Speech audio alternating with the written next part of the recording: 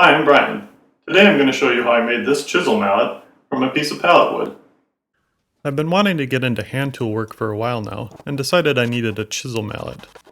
At my work there's a lot of free pallets available, which I thought would make a good material for this project. The first step was planing the wood smooth. This ended up being a little tricky, as the wood was really hard and the grain was difficult to read.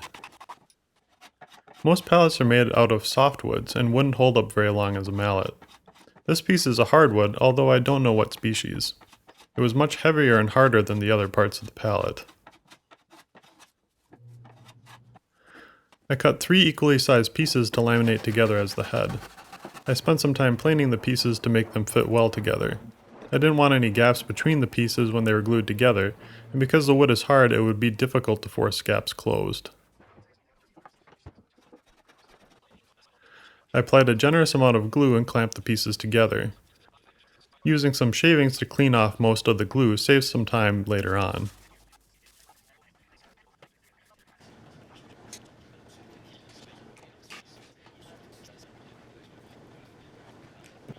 Next I planed the sides flush. This revealed how well the pieces glued together. The glue lines were thin and even, with no significant gaps. I marked out the angle at which I would cut the ends and cut them to length.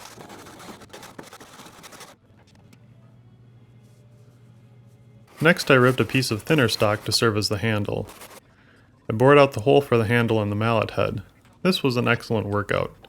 Boring vertically isn't ideal because it's hard to put your weight into it. If you have a workbench and vise, it's better to bore horizontally so you can lean your body against the brace. I then chiseled out the mortise. Since I didn't have a mallet, I used a scrap of 2x4. This was my first time making a mortise, and although it didn't come out perfect, I was pretty happy with it. I drilled a hole in the handle to prevent splitting when I drive a wedge into it to secure it to the mallet head. Then I cut the slot to drive the wedge into. Before attaching the handle to the head, I did some shaping on both. I roughed out a curve on the top of the head, then used the plane to refine the shape. A spoke shave would have worked well on the handle, but I didn't have one, so I used a chisel and card scraper instead. This was slower, but it still worked well. Gluing the handle in the mallet head and driving in the wedge was a little stressful. I knew I had limited time to get everything together before the glue started setting up. I initially drove the wedge too far into the handle before driving the handle into the head. So I frantically disassembled everything to try again. The second time worked better. I did more shaping to the head on the sides. In hindsight, I think I like a more square shape. I'll have to experiment with making more mallets in the future. When doing the shaping, I found it frustrating to secure the mallet to my mini workbench. I really need a bench with a decent vise or some holdfasts. I feel like I spend more time fiddling with the clamps than working on the mallet. I finished up shaping with a card scraper and some sandpaper. The more I use the card scrapers, the more useful I find them. They smooth the surface more quickly than sandpaper, and I like that they can be sharpened and used again and again. I debated what to use for a finish, if anything. I ended up applying 3 coats of shellac. It looks nice, but is a little slippery to the touch.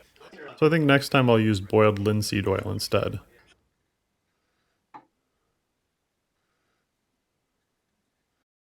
Looking forward to using this mallet in some future projects, and I'll let you know how it holds up.